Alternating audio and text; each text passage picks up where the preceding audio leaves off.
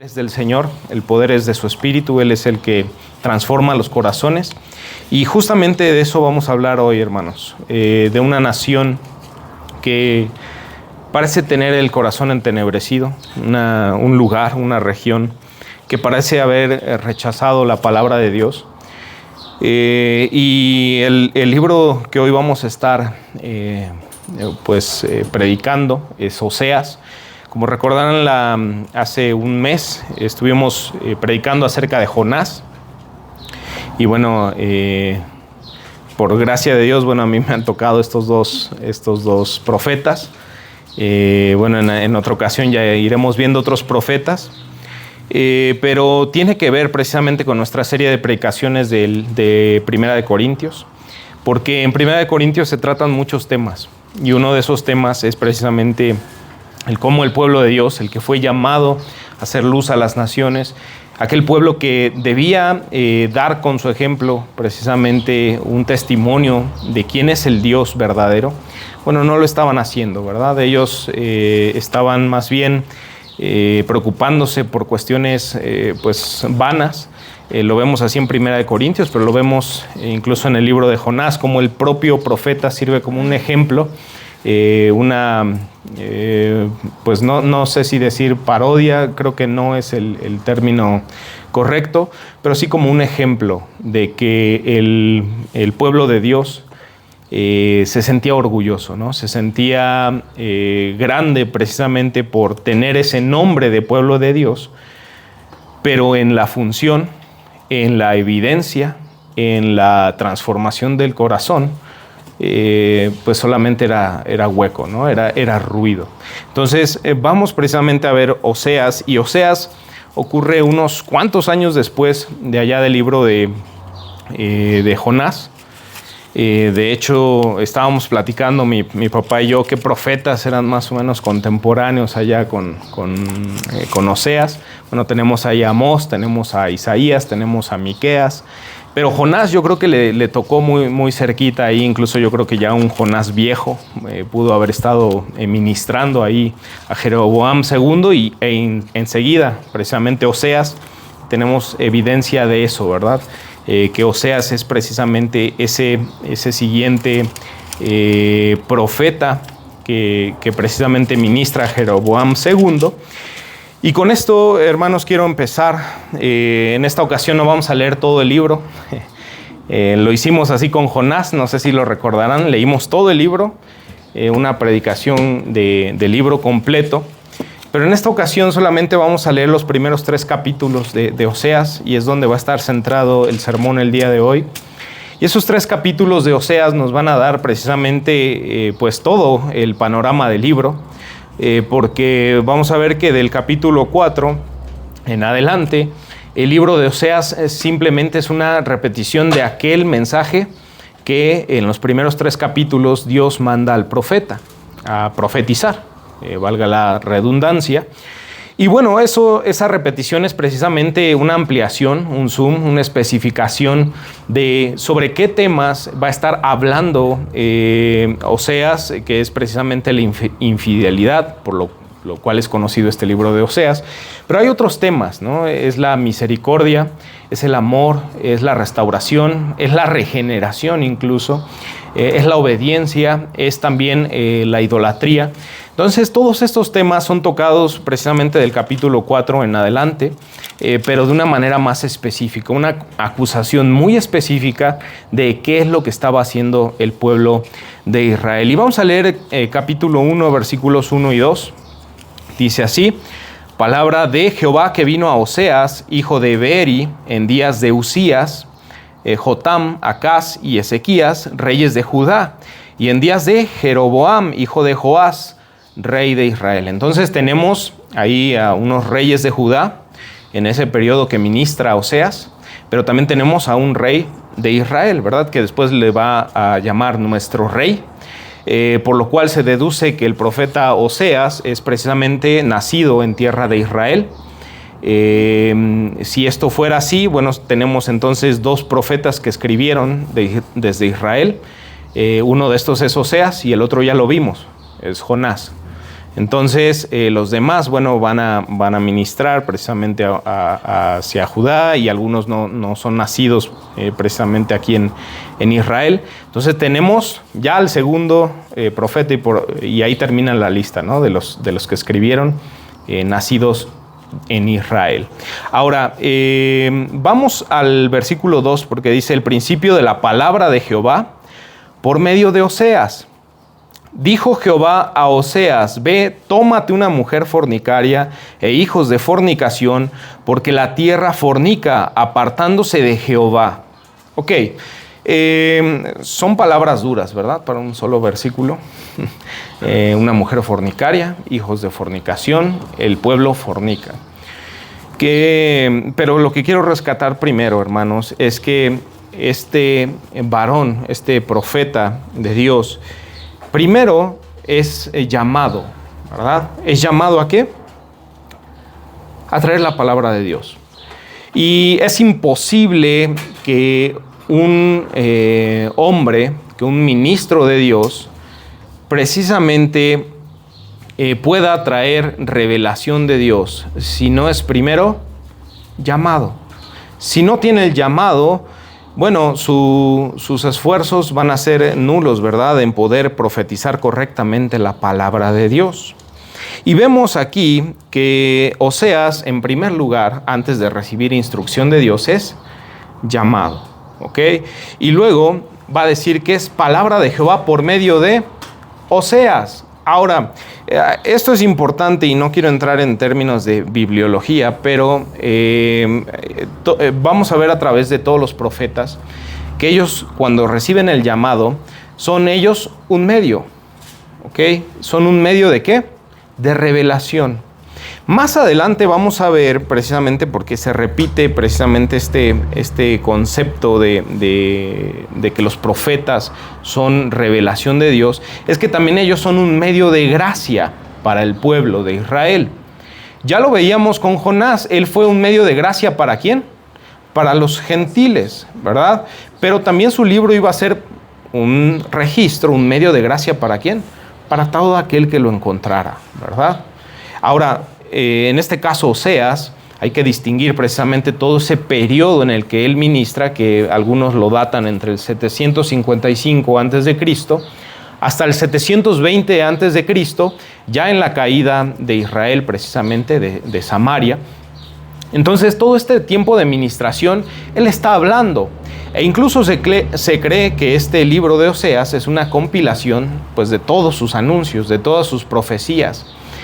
Algunos dicen, bueno, hubo gente que los recopiló y bueno, después precisamente quedó completo, ¿no?, el libro de Oseas. Eso pues nos indicaría que más o menos el tiempo de escritura pues es también por ahí, por finales del ministerio de Oseas, más o menos 720 a.C. e incluso después, ¿no?, cuando ya ha caído Samaria. Y con esto quiero hacer una distinción, hermanos. Primero, que Oseas sí estuvo predicando a este pueblo de Israel rebelde, que se había apartado de Dios, todas estas palabras. Pero según, y antes de la caída, obviamente. Pero también quiero dejar en claro que este libro sirve para los que vienen después de esos hombres que han caído. Y esto es con un propósito, de que ellos vean que Dios cumple su palabra, de que Dios es un Dios que cumple sus promesas, cumple sus sentencias, sus juicios, y a nuestros días podemos ver que también es un Dios que es misericordioso, que es grande en el perdón. Y justamente esos son los 3 pasos que vamos a seguir de aquí en adelante, hermanos. Y quiero entonces que notemos que Oseas, el profeta, es un medio de revelación, pero también es un medio de gracia. Cuando nosotros nos acercamos a la palabra de Dios, hermanos, es por gracia. Es porque Dios preservó su palabra hasta este momento. Si el día de hoy estamos escuchando la palabra de Dios, si el día de hoy tenemos esta Biblia tan hermosa, tan bien encuadernada, que bueno, creo que cada uno de nosotros podemos tener en nuestras manos, es por gracia.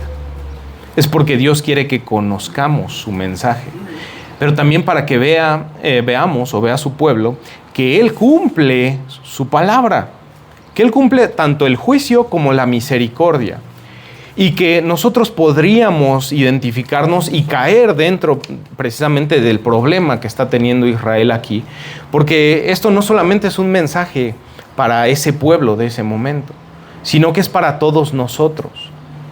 Es para que nosotros tengamos evidencia, pero también una alerta.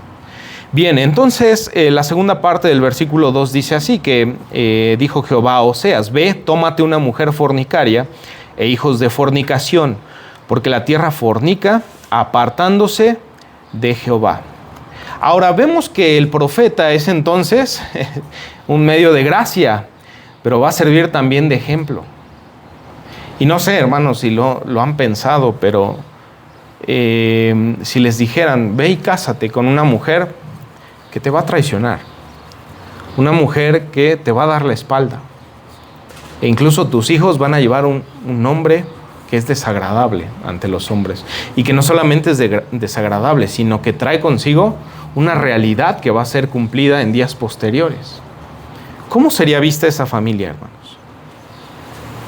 ¿Nos gustaría tener esa familia? ¿Y por qué al profeta le tocó? ¿Por qué al profeta le tocó, no? El ejemplificar en carne viva este matrimonio. Algunos dicen, bueno, es que esta es una forma de expresarse del profeta. Esto es solamente una metáfora que el profeta quiere que comprendamos. Pero yo creo que no es así. Creo que este es un ejemplo real, es un ejemplo vivo, y no tendría ningún sentido que el profeta esté solamente dando una metáfora. Algunos dicen que incluso esta mujer ya tenía algún antecedente precisamente de fornicación, de prostitución incluso, y que bueno, aún así el profeta es mandado a casarse con ella. Hay otros que dicen, no, aquí todavía ella no era una mujer que había traicionado a su marido, porque no había tenido un marido. Va a ocurrir hasta que se casa con Oseas y después ella lo traiciona. Hay diferentes lecturas de precisamente la indicación que está dando Dios a Oseas, pero la verdad, la realidad es que Dios le está dando una orden. Ejemplifica con tu propia vida. Y ahora vamos a tener profetas que con su propia vida van a dar evidencia del mensaje que están predicando, y que ellos mismos van a experimentar y van a dar una ilustración y va a dar incluso un mensaje potente a la nación de Israel por medio de lo que les pasa o que ellos mismos se hacen a su vida, ¿no? Para que el pueblo entienda en qué pecados está incurriendo. Uno de ellos es Isaías, otro de ellos es Ezequiel, otro más es Jeremías, que incluso le dan un mandato contrario a Oseas. O sea, le dicen, pues no te cases, ¿no?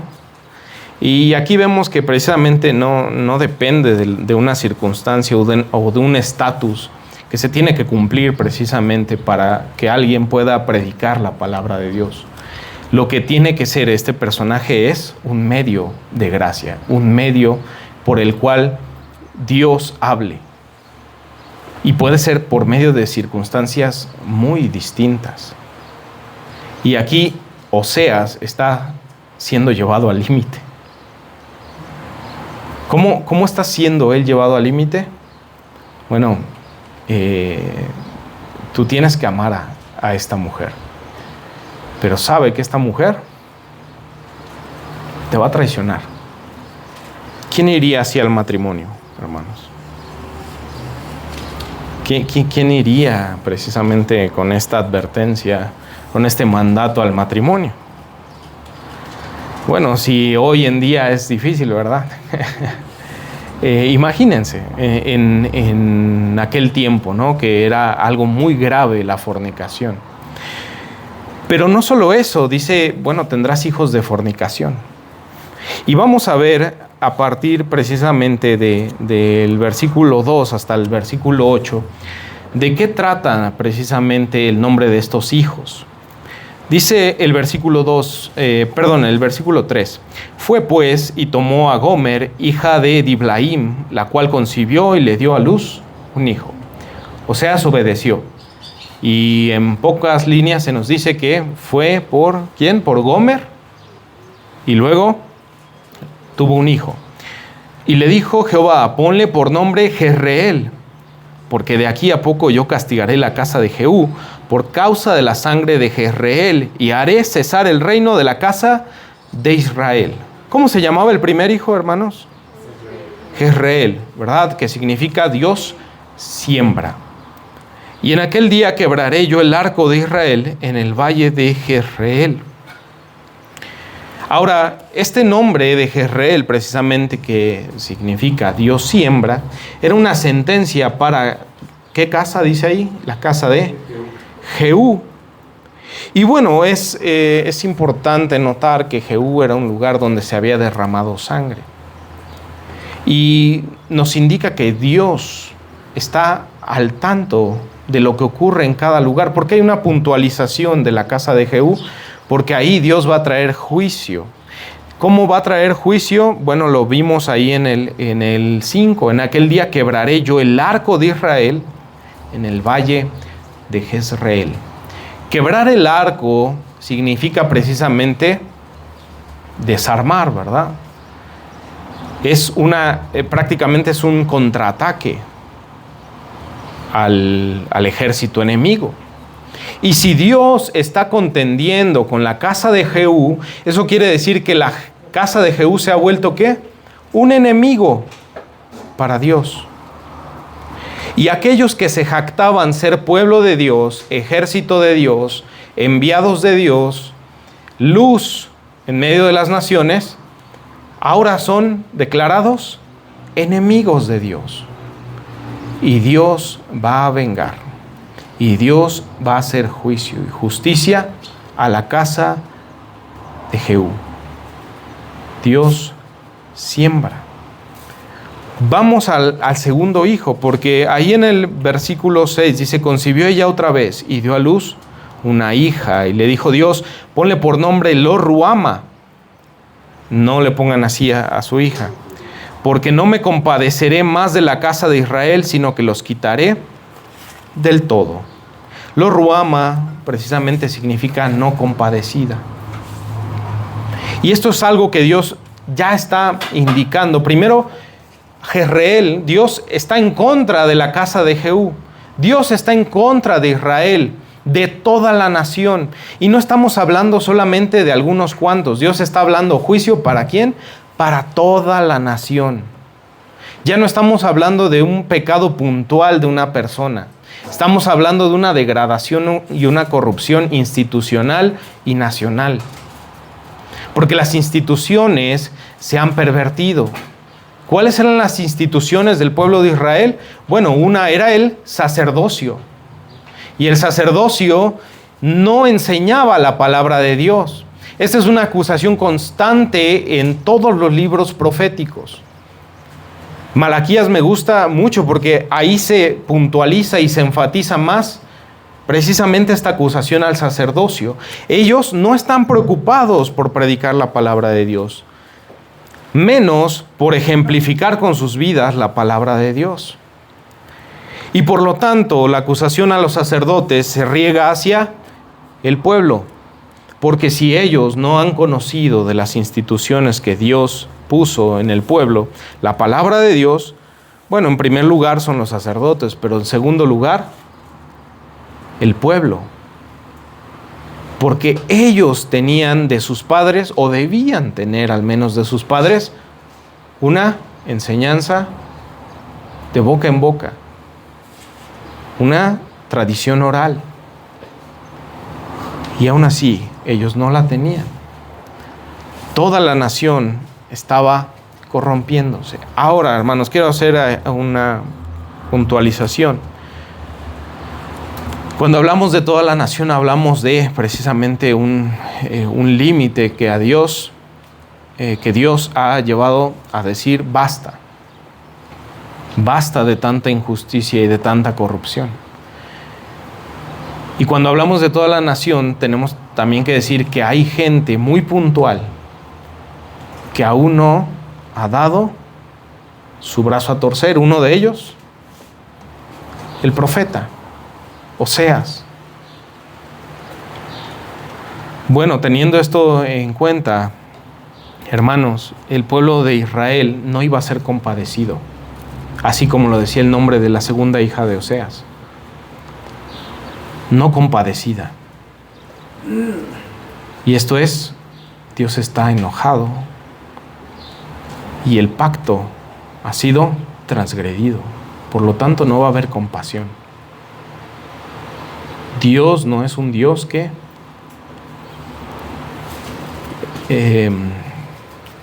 pues que es cómplice de la maldad.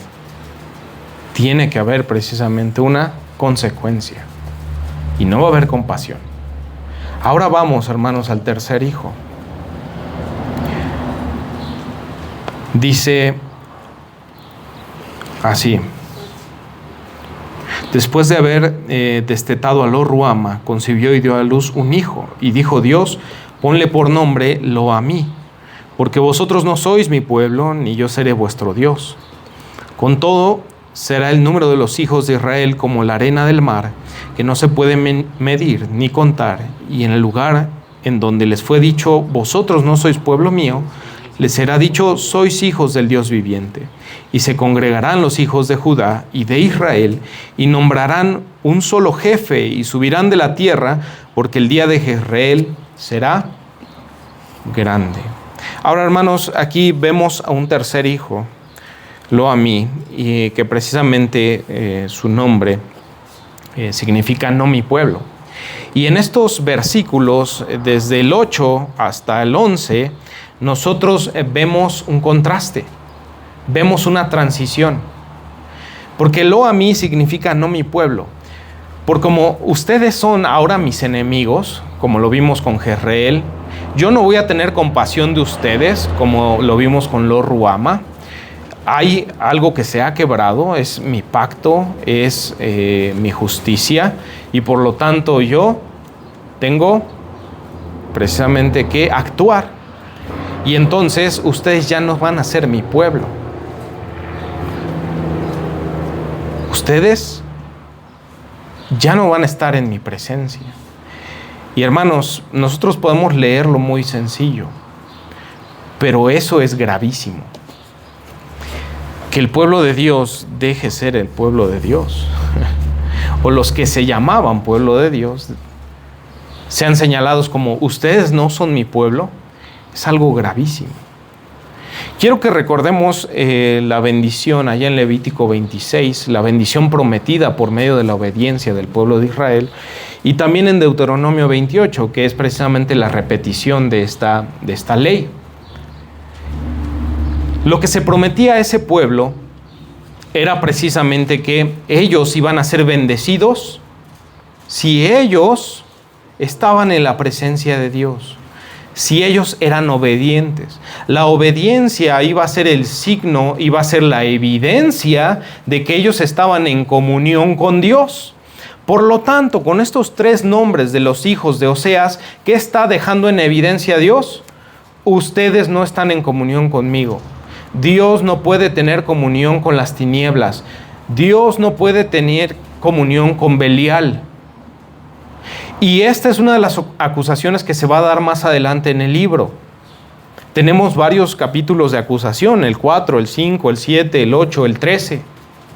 Todos estos capítulos son de sentencia y de acusación en contra de Israel. Y una de esas acusaciones es que mi pueblo, ¿qué? No tiene conocimiento de mí. Mi pueblo perece por falta de conocimiento. Ustedes están haciendo lo contrario a mi carácter. Ustedes están transgrediendo mi santidad. Y hermanos, el que Dios diga ustedes no tienen comunión conmigo, es decirles ustedes no van a tener más mi bendición. Y esto lo vamos a ver en el capítulo 2 precisamente. Vamos a ver que hay una necedad del pueblo e incluso podemos ver una pequeña luz de esperanza para este pueblo que es llamado al arrepentimiento. ¿Qué dice el versículo 1 del capítulo 2? Dice: decid a vuestros hermanos, a mí y a vuestras hermanas Ruama, contended con vuestra madre, contended porque ella no es mi mujer, ni yo su marido. Aparte pues sus fornicaciones de su rostro y sus adulterios de entre sus pechos. ¿Qué está llamando Dios? Está haciendo un llamado, ¿verdad? Una exhortación. Que se aparte, ¿quién? Su madre, la fornicaria. Que se aparte ¿de qué? De su maldad. En esos dos versículos vemos cómo son llamados los hijos a exhortar a la madre. Y es una manera profética, poética de decir, bueno, las consecuencias están anunciadas. ¿A quién llama? A los hijos a mí y a Ruama, la no compadecida y el no mi pueblo. ¿A qué? A exhortar a la madre. Esto es, estas son las consecuencias si tú no te vuelves de tus pecados. Si tú no te vuelves de tu fornicación, este es tu resultado. Inmediatamente se acaba el rayo de esperanza y empieza el versículo 3 y dice así: no sea que yo la despoje y desnude, la ponga como el día en que nació, la haga como un desierto, la deje como tierra seca y la mate de sed. Ese no sea que yo haga es una forma de decir esto te va a acontecer, pero ya lo estoy haciendo también. Porque fíjense cómo dice el versículo 5, porque su madre se prostituyó, la que los dio a luz se deshonró, porque dijo: iré tras mis amantes que me dan mi pan y mi agua, mi lana y mi lino, mi aceite y mi bebida. Por tanto, he aquí yo rodearé de espinos su camino y la cercaré con seto y no hallará sus caminos. ¿Qué está afirmando Dios? ¿Qué lo va a hacer? Hay una exhortación, una invitación al arrepentimiento, un anuncio de las consecuencias, pero después hay una sentencia. ¿Y por qué hay una sentencia hacia el futuro? Porque ella se envaneció, porque ella fue necia. ¿Qué dijo? Dice así en el 5. Su madre se prostituyó, la que los dio a luz se deshonró. ¿Qué dijo? Iré tras mis amantes que me dan mi pan y mi agua, mi lana y mi lino, mi aceite y mi bebida. ¿Qué dijo el pueblo fornicario? No necesito de ti. Yo voy a ir tras mi proveedor. ¿Y a quién le estaba atribuyendo las bendiciones de la comunión con Dios? ¿El pueblo? A los amantes. Ellos creían que tenían su bendición y su riqueza en la presencia de sus amantes, no en la presencia de Dios. ¿Ven cuán importante es precisamente lo que mencionamos hace rato de Levítico 26 y Deuteronomio 28? ¿Cuáles eran las bendiciones que Dios había prometido ahí? Dios había prometido que su tierra iba a ser fructífera. Esta es lo que podríamos decir una bendición económica, ¿verdad? Provisión económica. Tenían que comer y lo tenían en abundancia. Además de que su trabajo les iba a producir. Esto podríamos decirlo hoy, una bendición del trabajo. ¿Qué más tenían como bendición prometida ahí en Levítico 26 y Deuteronomio 28? Que sus enemigos no iban a prevalecer sobre ellos. Hoy lo podríamos llamar una bendición de seguridad, que nadie nos va a hacer daño, que nadie nos va a tocar. E incluso se añade que ellos iban a prosperar sobre sus enemigos. ¿Qué otra bendición tenían ellos como promesa si eran obedientes? Su presencia, pero antes de mencionar su presencia, se menciona que ellos iban a tener hijos, iban a tener descendencia. Y esa descendencia iba a habitar la tierra. Y ahí viene la otra cuarta bendición, poseer la tierra, que es muy importante para aquellas naciones de Medio Oriente hoy en día, poseer la tierra. Porque es una bendición que hoy podemos decir hogar, casa, un lugar donde habitar, donde morar. Y aquí cuando leemos el versículo 5 del capítulo 2 de Oseas, vemos entonces que ellos estaban atribuyendo todas esas bendiciones prometidas de Dios por la obediencia, ¿a quién? A los amantes. Más adelante vamos a ver quiénes son esos amantes. Pero lo que quiero que en este momento reflexionemos, hermanos, es que ellos no están dando honra ni gloria al nombre de Dios. Y que a pesar de que ellos están siendo desobedientes y que Dios les ha tenido misericordia mucho tiempo, ellos aún poseían esas bendiciones. Mencionaba a Jeroboam II, hermanos, porque esta es una de las épocas de más prosperidad en Israel. Ellos rebosaban de bendiciones materiales, de seguridad, de estabilidad, incluso de que ellos pudieran tener una nación grande. Ellos estaban siendo bendecidos. Pero fíjense qué peligroso es ser bendecido sin ser obediente. Porque ellos creen que eso no es algo que les esté dando Dios. Bueno, Dios había prometido bendición, ¿verdad? Por la obediencia. Inconscientemente ellos no eran obedientes y aún así tenían la bendición. Entonces, ¿quién es quien me está dando esa bendición? Otro. Ellos pensaban, es otro. El esfuerzo propio. Los reyes tiranos. Y aquí es donde entran los amantes, las naciones extranjeras.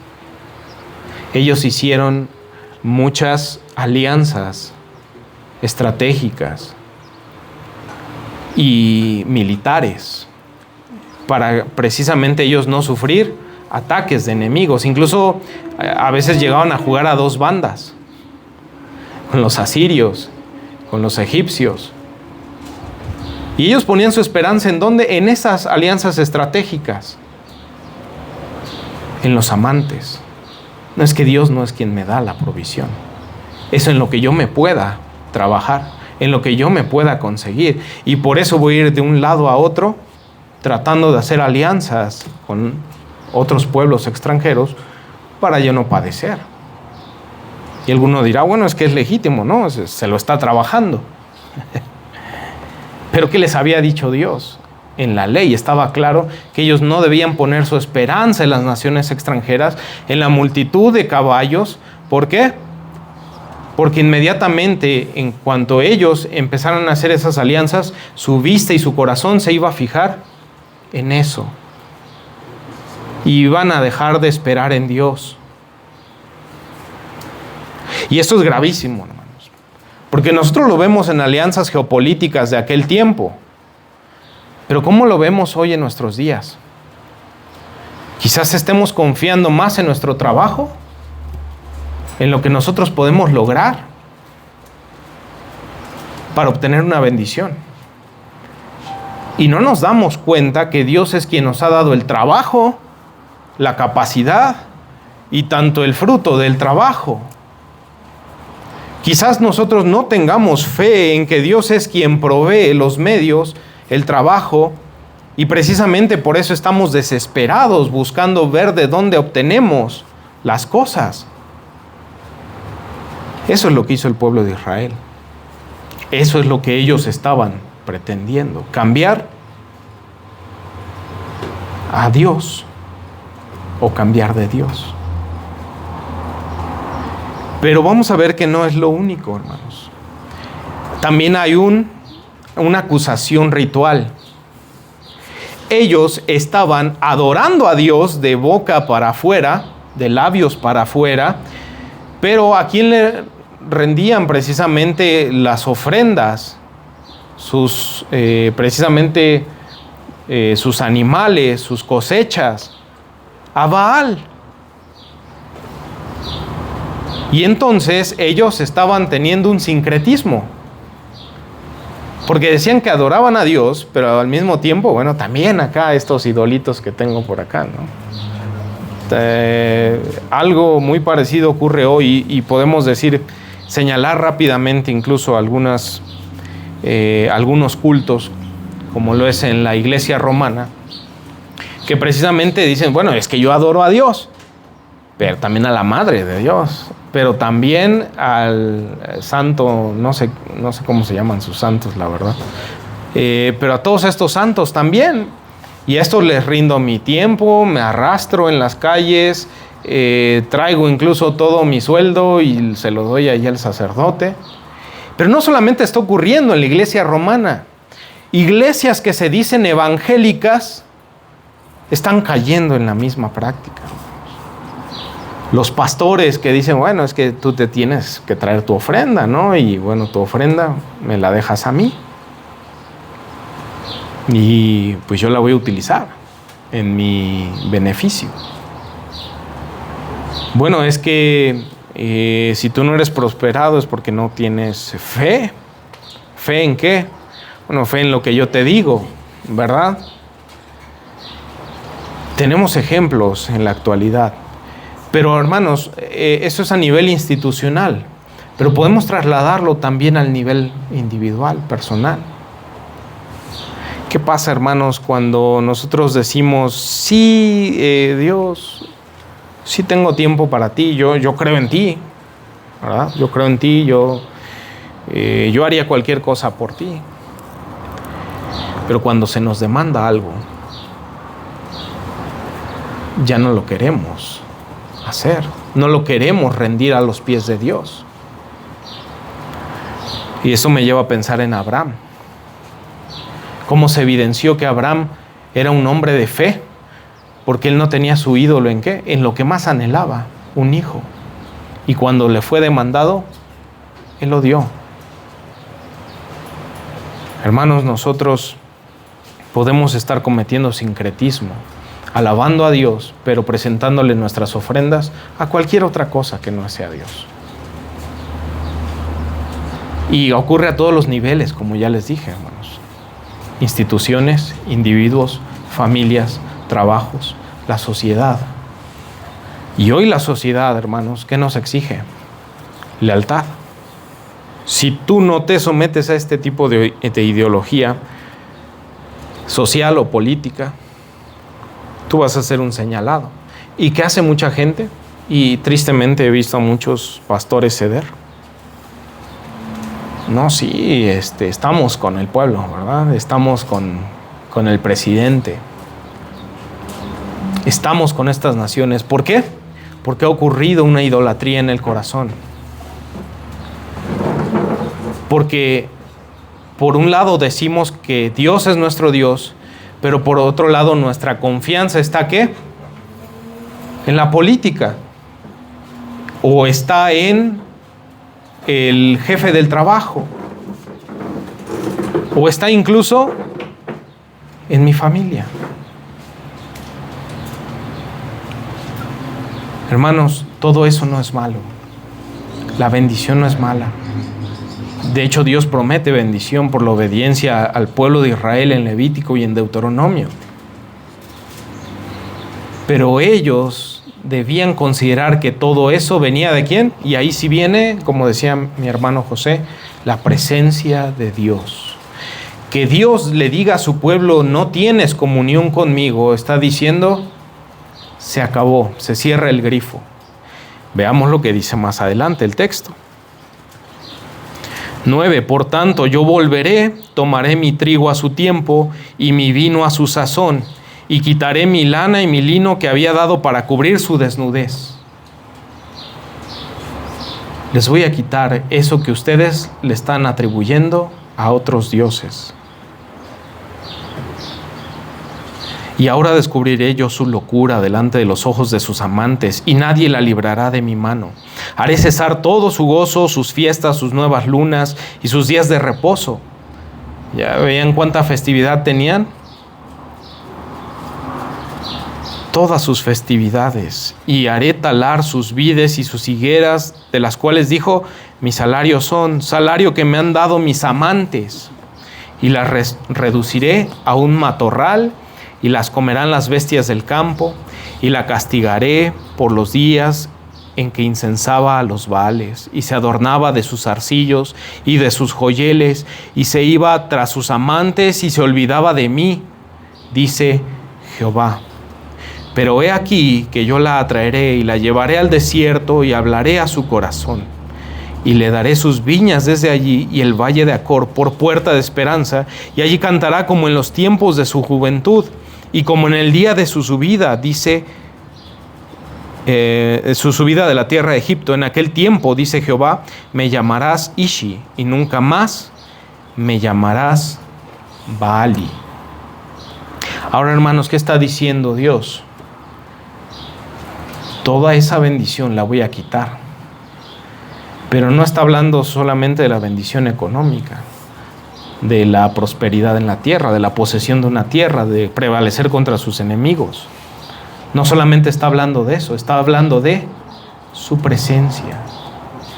Va a apartar su presencia de su pueblo. Y no sé si ya les va sonando, hermanos. ¿Quién fue llevado afuera del campamento? ¿De quién se apartó el rostro de Dios? Y es que el pecado tiene una consecuencia. Separación. Tiene una consecuencia. Se rompe el pacto. Ahora, hermanos, aquí quiero hablar de algo importante, porque podemos decir, bueno, es que el pueblo nunca buscó el pacto. Quien lo estableció fue Dios. Incluso cuando lo establece con Abraham, Abraham ni siquiera pasa entre los animales. ¿Quién es el único que pasa? Es Dios, es el único que firma. ¿Cómo puede estar Dios, demandándoles a un pueblo que ellos pues nunca firmaron un pacto, y que un pacto que solamente Dios firmó? Bueno, hermanos, es que aquí entonces entramos en un tema muy profundo. Y ese tema muy profundo es la esencia de quién es Dios y quiénes somos nosotros. Porque Dios no necesita de nosotros. Y aún así Dios establece un pacto para acercarse a su pueblo y darles algo que ellos ya no merecían. Es más, que nunca merecieron desde la caída de Adán. ¿Qué es eso? La presencia de Dios, la comunión con Dios.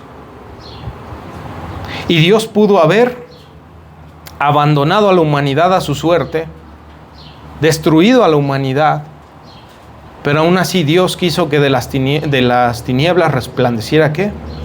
Su luz. Y aquí, hermanos, es increíble ver cómo cuando Dios llama a la creación pidió ser creada, no porque no existía, ¿verdad? Sino que Dios la trajo a existencia. Dijo, sea la luz, y fue la luz. Después vamos a ver que Adán no pidió tampoco ser hecho imagen de Dios, pero Dios dijo, hagamos a nuestra imagen y semejanza. Abraham no pidió que se hiciera un pacto con él, mas Dios dijo, hagamos un pacto y yo me voy a comprometer en este pacto. A su pueblo no pidió bendiciones. Es más, ni siquiera pensaban, yo creo, ser ya rescatados de Egipto, aunque se les había dicho que serían rescatados de Egipto. Incluso estando ya rescatados, dicen, pues nos iba mejor allá atrás, en Egipto, nos regresamos mejor, ¿no? Y ellos no lo pidieron, pero Dios dijo, los voy a salvar, los voy a sacar de Egipto. Y hay muchos que hoy en día dicen, nadie le pidió a Dios que mandara a su hijo y que muriera por nosotros. Y lo he escuchado, hermanos.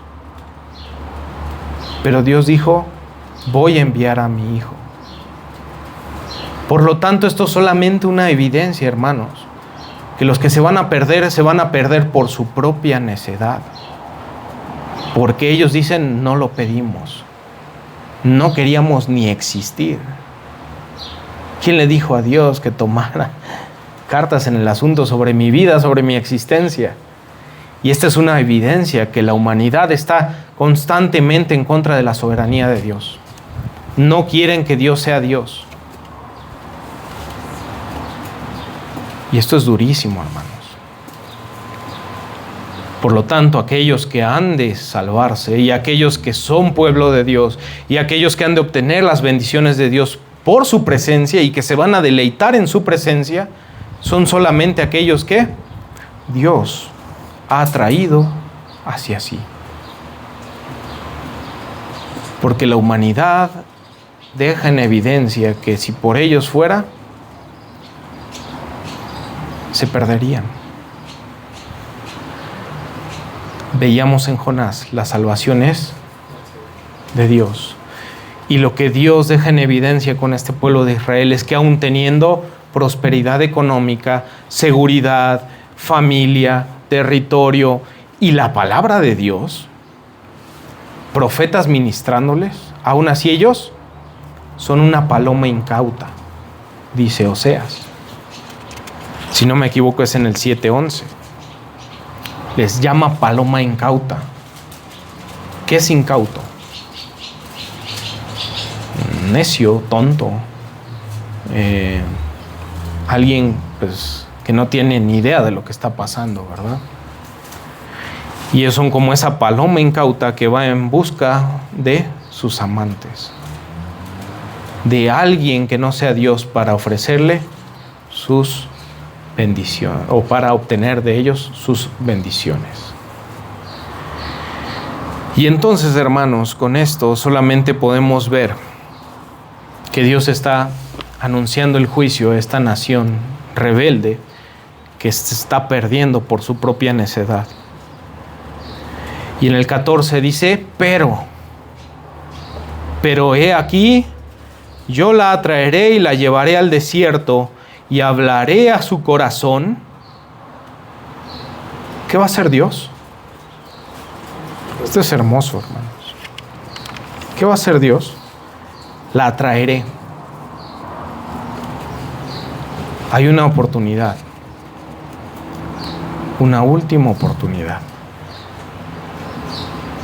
La voy a traer. ¿Y la voy a llevar a dónde? Al desierto. Ahora, hermanos, ¿qué ocurre? Dios tiene una relación con su pueblo. Su pueblo se desvía tras los Baales. Dios anuncia que ellos no serán compadecidos y que ya no son más su pueblo. ¿Qué ocurre ahí? Un corte de relación. Pero luego, ¿qué hay? Restauración de la relación. Y justo vamos a eso, hermanos. Y ese es nuestro último punto. Dios atrae y lleva a su pueblo. ¿Y ellos lo hacen voluntariamente? No, ¿verdad? Este pueblo va a ser llevado, va a ser dispersado y también va a ser llevado a cautiverio. Y ahí es donde ellos van a clamar, ¿verdad? En el desierto ellos van a clamar por Dios. Más adelante, ahorita lo vamos a ver, cómo ellos mismos claman. Y hermanos, esto de que Dios habla al corazón me recuerda a la creación. Cuando Dios habla, se crea el universo. Cuando Dios habla, levanta a los muertos. No hay nada que se resista a la palabra de Dios, a la potentísima palabra de Dios.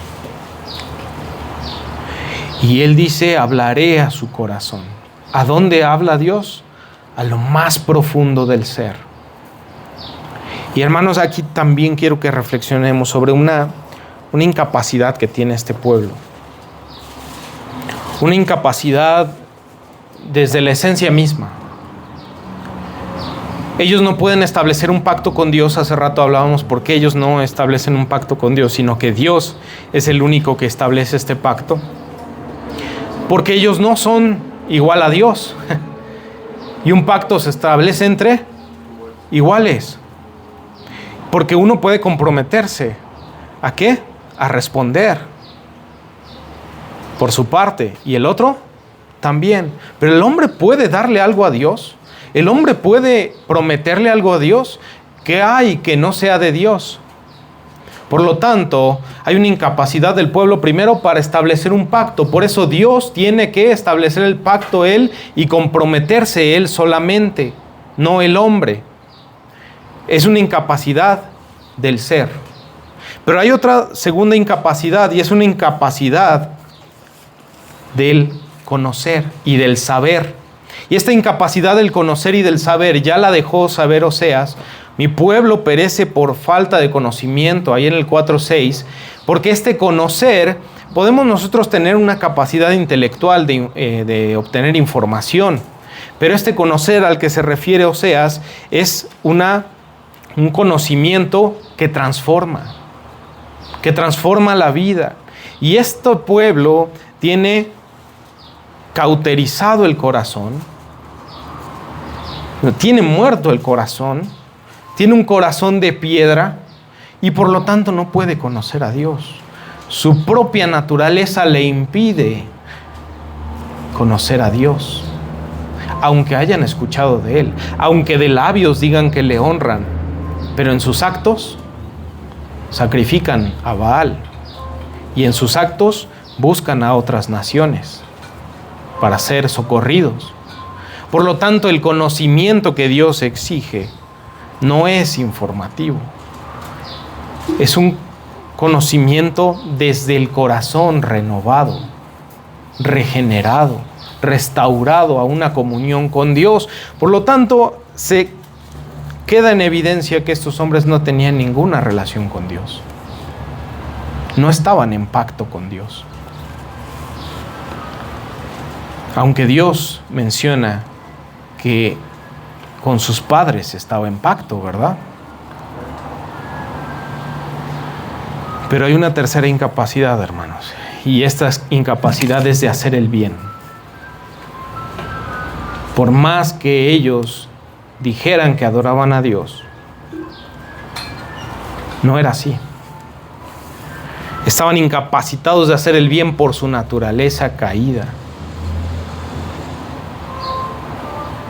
Y era evidente con todo el pecado que se estaba cometiendo en Israel. Pero, ¿por qué menciono estas incapacidades, hermanos? Porque va a haber una respuesta del pueblo. Pero primero hubo una acción de Dios. ¿Cuál fue? La traeré, le llevaré al desierto y hablaré a su corazón. ¿Lo ven? Dice ahora el versículo 15, y le daré sus viñas desde allí y el valle de Acor por puerta de esperanza, y allí cantará como en los tiempos de su juventud y como en el día de su vida de la tierra de Egipto. En aquel tiempo, dice Jehová, me llamarás Ishi y nunca más me llamarás Baali. Me llamarás marido y ya no me llamarás Señor. Hay una profundidad ahora en el conocimiento del pueblo de Israel con respecto a su Dios. Ahora Él es reconocido como marido. ¿Qué hace una mujer fornicaria? No reconoce a su marido, ¿verdad? No le respeta. Por lo tanto, en el momento que Dios habla al corazón del pueblo y la trae nuevamente, en ese momento, ¿qué ocurre? Hay una restauración del pacto, pero ahora hay una capacidad. Después de las incapacidades que tenía el pueblo, ahora hay una capacidad ¿de qué? De reconocimiento, de adoración hacia Dios. Y vean lo que dicen los siguientes versículos. En el 17, porque quitaré de su boca los nombres de los Baales. ¿Qué está ocurriendo ahí? Cambio, ¿verdad? Ya no hay una búsqueda de lo que Dios es, ni de lo que Dios puede ofrecer en otras cosas que no sean Dios. Sino la búsqueda está ahora solamente ¿en quién? En Dios. Su esperanza, su identidad, su provisión, su bendición ahora solamente la encuentran ¿en quién? en Dios. Ahora es un pueblo que ha quitado los Baales de su boca y dice Dios, yo los quitaré. Y en el plano eterno podríamos decirlo, es así. Pero en el plano terrenal, ¿cuál es la evidencia de que nosotros pertenecemos a Dios y hemos entrado en pacto con Él? Que nosotros quitamos de nuestra boca los Baales, que dejamos de tener esperanza en cualquier otra cosa que no sea Dios, que dejamos de atribuirle cualquier bendición a otra cosa que no sea Dios. Y es algo que ocurre en la eternidad y en lo temporal, hermanos. Es una acción de Dios, pero es una acción evidente aquí también en la tierra y de la cual nosotros somos también responsables. Porque es una transformación del corazón que ya se ha dado y ahora nosotros caminamos en el corazón de Dios, en la dirección del corazón de Dios.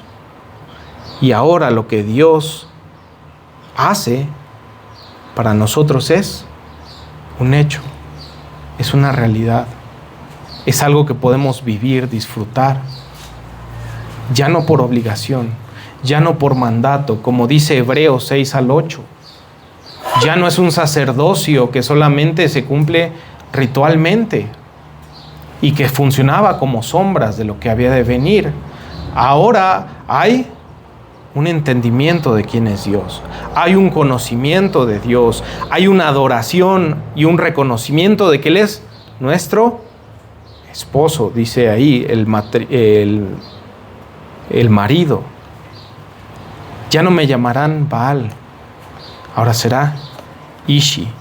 En aquel tiempo haré para ti pacto con las bestias del campo, con las aves del cielo y con las serpientes de la tierra, y quitaré de la tierra arco y espada de guerra, y te haré dormir segura. Si se fijan, les está diciendo a la inversa, nuevamente, lo que dice Levítico 26 y Deuteronomio 28. Está restableciendo las bendiciones. Van a poder producir su tierra, van a poder tener comida, ahora tienen seguridad. Y te desposaré conmigo para siempre, te desposaré conmigo en justicia, juicio, benignidad y misericordia, y te desposaré conmigo en fidelidad, y conocerás a Jehová. Esa restauración del pacto, ¿qué trae consigo? Un reconocimiento de los atributos de Dios, de la justicia, de la benignidad, de la fidelidad, pero esos atributos ahora son propios. El pueblo se va a apropiar de esos atributos porque ahora va a ser su distinción, porque ahora ellos van a ser distinguidos por ser fieles, ya no infieles. Ahora van a ser distinguidos por ser justos, ya no injustos, benignos y no altivos ni malignos. En aquel tiempo responderé, dice Jehová, yo responderé a los cielos, y ellos responderán a la tierra, y la tierra responderá al trigo, al vino y al aceite, y ellos responderán a Jezreel. Y la sembraré para mí en la tierra, y tendré misericordia de Lo Ruama, y diré a Lo Amí, tú eres pueblo mío, y él dirá, Dios mío. A la no compadecida, y al no mi pueblo ahora se le va a llamar, ¿qué? Compadecido y mi pueblo. Por eso allá en el versículo 1 salté un poquito, versículo 10 y 11, pero básicamente es lo mismo. Dice, vosotros no sois pueblo mío, les será dicho, sois hijos del Dios viviente. Y se congregarán los hijos de Judá y de Israel y nombrarán un solo jefe y subirán de la tierra, porque el día de Jezreel será grande. ¿Cómo iba a ser el día de Jezreel primero? En juicio, ¿verdad? Se había tornado Dios enemigo de la casa de Jehú y les iba a quebrar el arco, iba a hacer justicia. Pero ahora el día de Jezreel es un día de victoria. Y aquí podemos ver cómo el pueblo pasa de ser enemigo de Dios a ser un protegido de Dios, un victorioso de Dios. Ahora no contiende contra Dios, ahora pelea con Dios el pueblo. Y esto es hermoso, hermano. Porque ¿no acaso a nosotros nos pasó así? ¿No acaso nosotros éramos un pueblo no llamado de Dios? ¿Y que ahora somos pueblo llamado de Dios? Y habla de Israel, hermanos. Habla de Israel. Pero estamos hablando del Israel de Dios. De aquellos israelitas, pero también ahora gentiles que han venido a entrar en pacto con Dios, y su distintivo ahora es la obediencia. ¿Qué buscaba aquel pueblo? La bendición por sobre la obediencia. Porque ellos querían buscar a Dios, porque incluso cuando dice ahí en el 2 que cuando sus amantes le dan la espalda, ellos dicen, bueno, entonces mejor vamos con Dios. Era un pueblo que se movía por conveniencias, ¿verdad? Porque no tenía un corazón que amaba a Dios. Pero ahora, ¿cómo se mueve el pueblo de Dios? Por amor. Ya no por conveniencia. No por lo que Dios me pueda dar, sino por lo que Dios es. Capítulo 3, y aquí terminamos. Me dijo otra vez Jehová: ve, ama a una mujer amada de su compañero, aunque adúltera, como el amor de Jehová para con los hijos de Israel, los cuales miran a dioses ajenos y aman tortas de pasas. ¿Qué amaban ellos? La bendición, ¿verdad? Lo rico, lo bueno de la vida, la prosperidad, lo que les podían dar.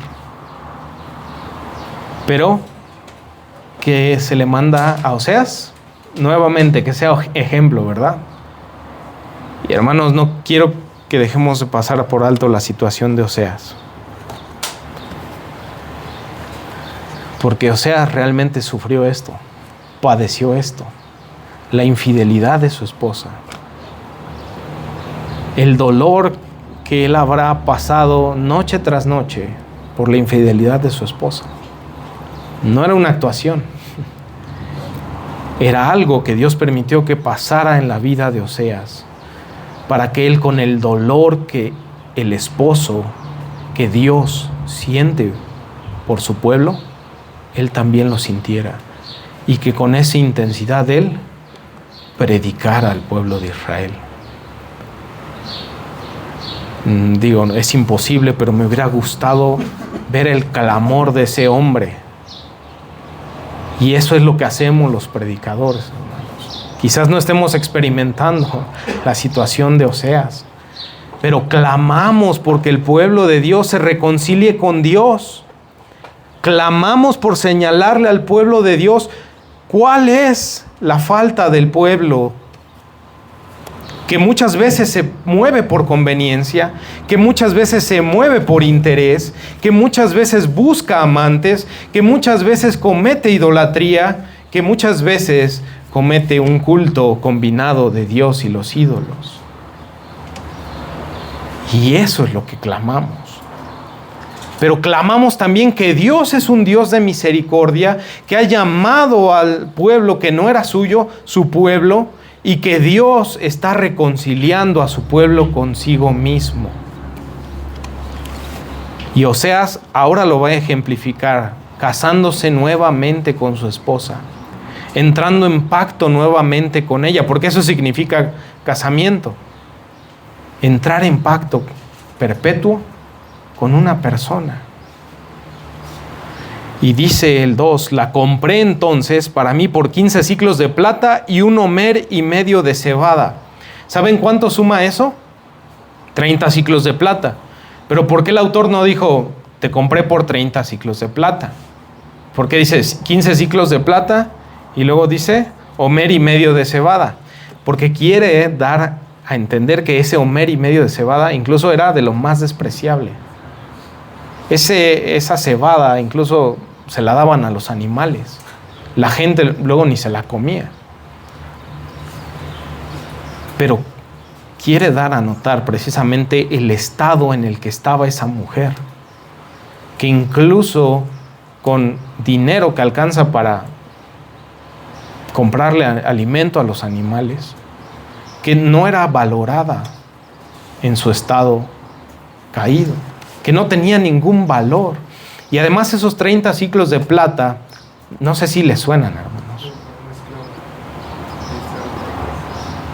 El precio de un esclavo. Por eso les digo, pónganse en el papel de Oseas. Imagínense, él entrar, un esposo traicionado a sabiendas de todo el pueblo, y luego yendo al mercado a comprar a su esposa. O sea, yo creo que hoy en día muchos dirían, pues ¿qué le pasa a no? Lo traicionan y luego todavía la compra, y luego todavía viene aquí en medio del pueblo. Hermanos, no solamente la humillada es la esposa, el esposo también lleva consigo la humillación. La humillación de ir y restaurar a esa mujer, sacarla del lugar donde estaba, comprarla como una esclava y dejarse ver por todo el pueblo. Primero Oseas está ejemplificando y viviendo esa situación. Pero lo que Dios quiere decir es, yo estoy sufriendo esta humillación con mi pueblo. Mi pueblo me ha deshonrado. El que llevaba mi nombre ahora se acuesta con sus amantes. Mi pueblo que llevaba mi nombre no busca en mí su bendición, lo busca en otros. Mi pueblo que me representa ante las demás naciones, me representa como un Dios que permite el pecado. Cambiemos el término pueblo y pongámosle el término iglesia. Y esto es para la reflexión, hermanos. En el capítulo 11, incluso Dios se muestra como un padre que está enojado con su hijo, pero luego muestra misericordia. Y el hijo desprecia a su padre, pero después lo va a hacer volver. Qué dolor, hermanos. Podemos pensarlo, o pueden pensarlo como esposos, pero también podemos pensarlo como hijos. Incluso ustedes pueden pensarlo como padres. El dolor, hermanos, de Dios buscando a su pueblo, viendo su nombre deshonrado entre las naciones. Pero también podemos ver a un Dios que aún así sufre con su pueblo. Y esto lo vemos cumplido en Cristo Jesús. Porque Él va a venir, no a exaltarse. Él va a venir manso y humilde. Él va a venir a humillarse, a sufrir la humillación que su pueblo le ha ocasionado, que su creación le ha ocasionado. Pero Él no viene a demandar primero, Él viene primero a padecer y a llevar la carga del pueblo, su pecado en la cruz. Y Él experimentó esa separación que aquí Dios dice que va a separarse de su pueblo, la no conocida, o el no conocido. Mi pueblo no conocido no es más mi pueblo. Y eso lo experimentó Jesús en la cruz, hermanos. Elí, Elí, lama sabactani. Dios mío, ¿por qué me has desamparado? ¿Pero por qué lo padeció? Para que nosotros no lo padeciéramos, hermanos. Y para que en Él fuéramos reconciliados. Y para que en Él tuviéramos ahora un nuevo pacto. ¿Lo podemos ver, hermanos? Para que ese pacto que fue violado y fue transgredido, ahora sea restaurado por medio de la separación del Hijo de Dios en la cruz, afuera del campamento, recibiendo nuestra muerte, nuestro castigo. Y ahora nosotros no lo padeceremos, hermanos. Pero con esto, hermanos, quiero terminar. Les dije, tú serás mía durante muchos días. No fornicarás ni tomarás otro varón, lo mismo haré yo contigo. Porque muchos días estarán los hijos de Israel sin rey, sin príncipe, sin sacrificio, sin estatuas, sin efod y sin terafines. Después volverán los hijos de Israel y buscarán a Jehová su Dios y a David su rey, y temerán a Jehová y su bondad en el fin de los días. ¿Esto ocurrió luego del cautiverio? No, ¿verdad? Hubo algunos hombres que buscaron a Dios. Luego de esto va a venir Cristo. Luego del cautiverio y muchos años después, va a venir Cristo. Pero ahora el pueblo que no era pueblo y es llamado pueblo por ese sufrimiento que ha padecido el Hijo, ahora busca a Dios. Ahora ese pueblo busca a Dios. Y esos sacrificios que se requerían en la antigüedad eran solamente sombra. Y ahora tenemos nuestro sacrificio, nuestra adoración, nuestro culto aceptable. ¿En quién? En Cristo. Y ahora tenemos la capacidad de venir a Dios y buscarle por Cristo. Y ahora tenemos la bendición que sobrepasa cualquier bendición. ¿En quién? En Cristo solamente. Y aquí vemos una exclusividad. Porque dice, tú ya no vas a buscar otro varón. Ni yo tampoco. Eso quiere decir, hay una exclusividad en el matrimonio, ¿verdad? ¿Por qué solamente es de un hombre y una mujer y no de un hombre y varias mujeres? ¿O de una mujer y varios hombres? Porque eso representa el pacto, la exclusividad de uno que ama hacia otro. Dios amando a su pueblo y su pueblo amando a Dios. Antes de un corazón no regenerado con Dios, un corazón no reconciliado con Dios, no era posible que buscáramos a Dios. Pero ahora hay exclusividad. Él nos busca y nosotros le buscamos. Y dice, por muchos días, para siempre. Y en eso estamos, hermanos. Perseveramos porque ahora somos de Él. Perseveramos porque Él nos preserva. Y en esto se evidencia quiénes son los hijos de Dios. Los que lo adoran en espíritu y en verdad. En esto se evidencia quiénes son los hijos de Dios. Los que obedecen sus mandamientos y conocen al Hijo de Dios que vino a tomar nuestro lugar en la cruz. Terminamos, hermano.